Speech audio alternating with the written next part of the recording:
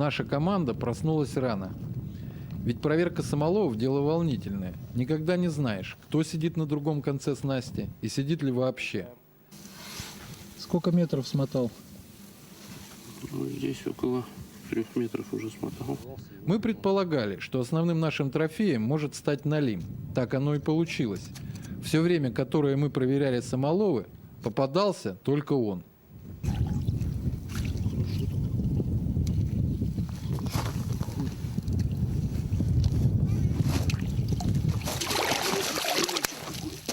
Вот это налим так налим. Во! Ну, я думаю, килограмма 2, может 3. Хотя был один момент, когда при очередной проверке самолова на крючок село что-то крупное. И судя по мощным толчкам и сопротивлению, это был не налим.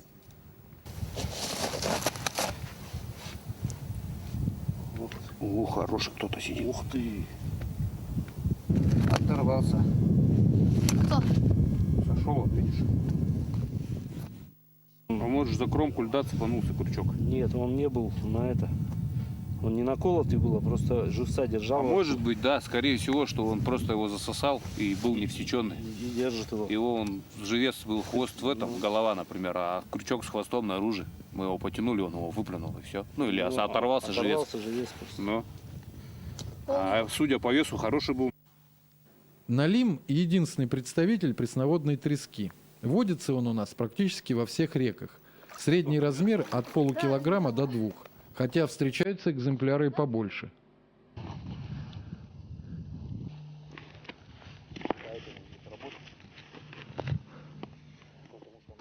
Ну, самолов самоловом. А мы переходим к главному, ради чего, собственно, и приехали на Витим, к спортивной рыбалке. Витим река большая. Для того, чтобы привлечь рыбу, лунку нужно прикормить. Для этого используем бормыш, рачок-быкоплав гамарус, которого мы привезли с собой. В прикорм идет бормыш 2 видов, живой и вареный. Обычно на озерах ловит на живой зеленый бормыш. Это приманка для рыбы. А на речках желательно его сварить, круто посолить и забормошить луночки для подхода рыбы. Так вот берем мы немножечко бормышу, подносим к луночке и все. А почему он солится? Если его не посолить, то он не будет опускаться, тонуть, он будет на воде плавать. Такой способ приваживания рыбы к месту предстоящей рыбалки довольно распространен среди забайкальских рыбаков. Рыба охотно подходит к лунке. Вопрос в другом. Реагирует ли она на ваши приманки?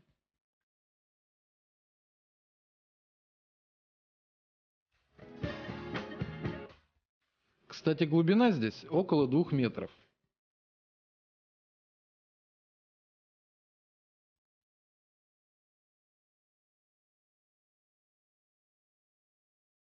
Существует много разновидностей приманок, именуемых у нас в Забайкалье обманками, в том числе имитирующих бормыш, причем как естественной окраски, так и подваренного. Вот обманочка. Это имитация бормыша. Вот внизу обманка тяжеленькая, которая и роль груза выполняет. А сбоку имитация бормыша на коротком поводке. Вот так это все конструкция играет внизу. Причем у меня на боковой бормыш поклевок больше, чем на обманку. На каждой забайкальской реке работают приманки определенного размера и цвета. Например, мормухи, отлично зарекомендовавшие себя на Ингаде, абсолютно не ловят на Витиме. То же самое происходит и с проводкой. Дробный стиль, подергивание при опускании и подъеме снасти на Витиме оказался совершенно неэффективным. Витимская проводка – это плавное опускание и поднимание приманки.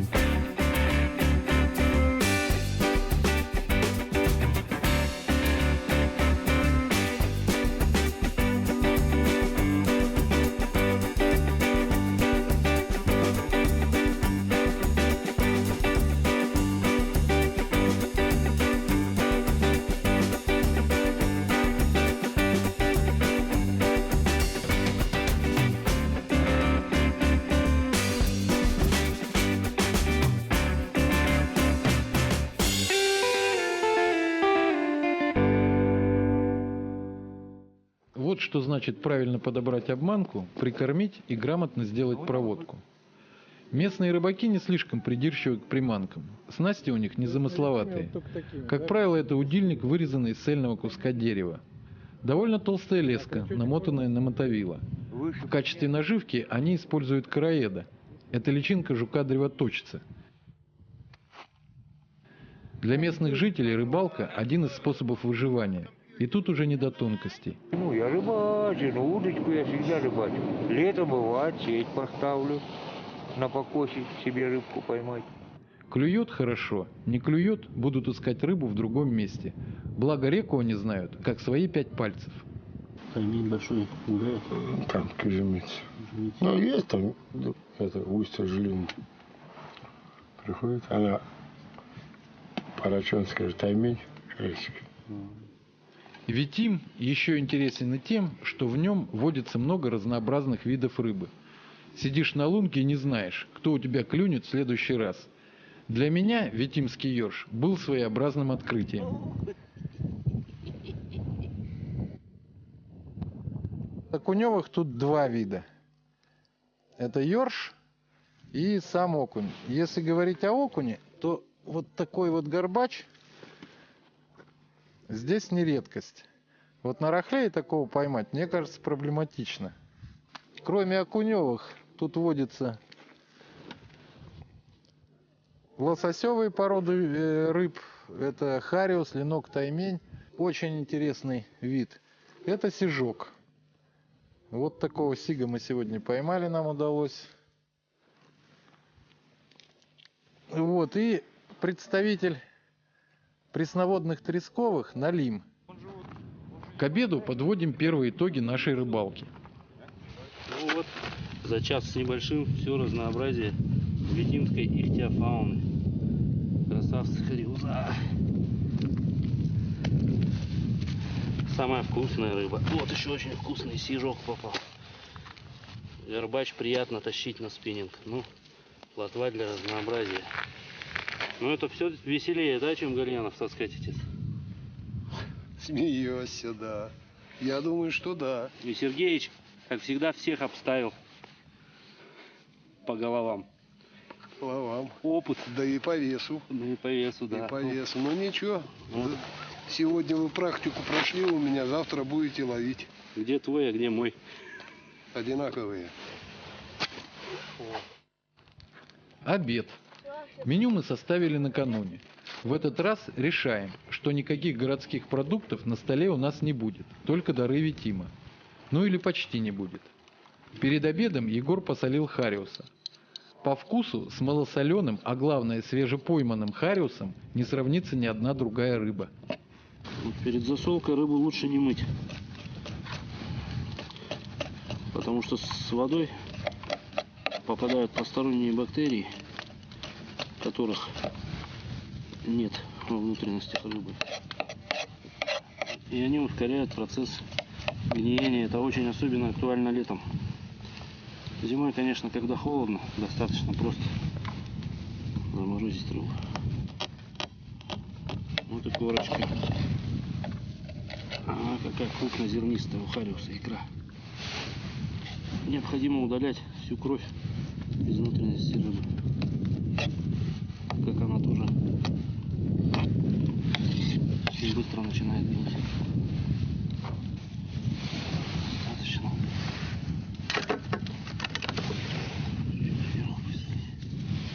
Вот когда рыбу на доске разделываешь, та рука, которая с ножом, всегда остается сухой. Этой сухой рукой берем соль и сыпем.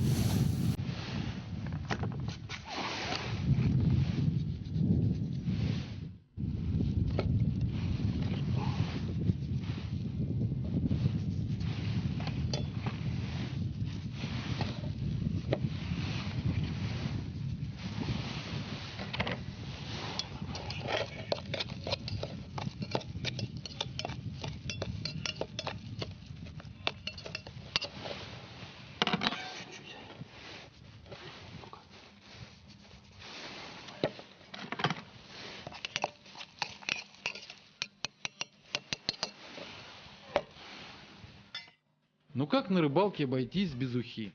Решаем приготовить ее из налима. Помимо рыбы в уху идут картошка, морковка, лук, рис, перец и лаврушка. Потом рыба, потом лук.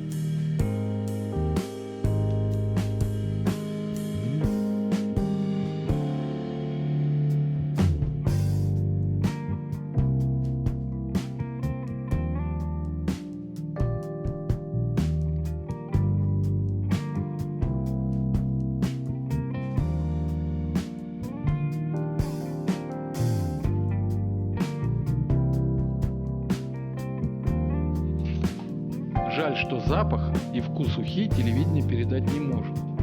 Кульминационный момент. Уха подается к столу и разливается по мискам.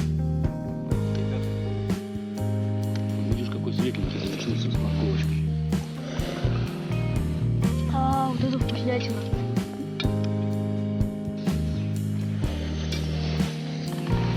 Поели, а сейчас свеженького хариуса солененького. 10 минут.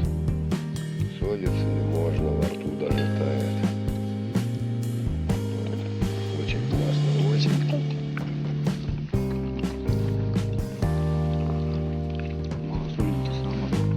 Королевская рыба. К сожалению, все хорошее быстро заканчивается. Подходило к концу и наше время пребывания на этой красивой, гордой и рыбной реке. По неписанному рыбацкому закону вся выловленная рыба складывается в общую кучу. Ну или кучку. Это как кому повезет. А затем трофеи делятся, конечно же, поровну. Кому? Мне, Кому? Сереге, Кому? вот Сергей, Сергеевич. Сворачиваем в лагерь и трогаемся в обратный путь. Назад решаем ехать по льду Витимы, не сворачивая на таежную дорогу.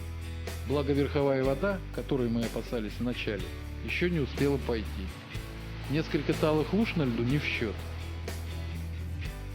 Погода, как будто специально для нас, подчеркивала всю дикую красоту и суровое величие этих мест.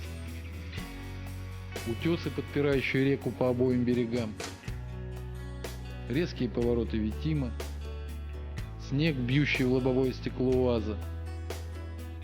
Тайга нависала над нами, а над тайгой летели тучи.